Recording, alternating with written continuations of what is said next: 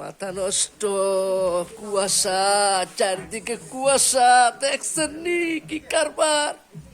এই শীতের মধ্যে কেমনে থাকবো কোন ভাই? What can I do now? Please tell me about. Please help me now in this moment. It's so freezing. সবাই ভালো থাকবেন। আসসালামু আলাইকুম। আজকে বিশেষ এক মুহূর্তে আজকে সবার সাথে আমি আছি।